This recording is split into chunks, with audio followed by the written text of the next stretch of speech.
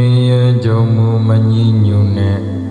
ချမ်းသာကြည်သာကြုံနေပါကဘယ်မှာဒုက္ခရှိတော့မှလဲ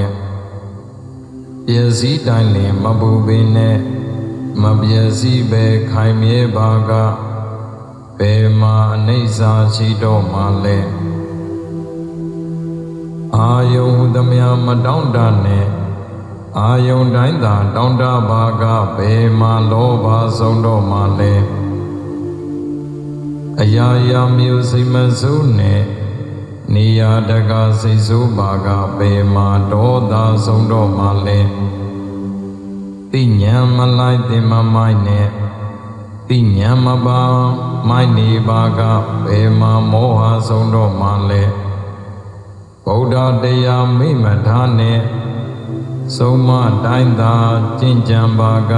ဘယ်မှာနိဗ္ဗာန်ဝေတော့မှလဲ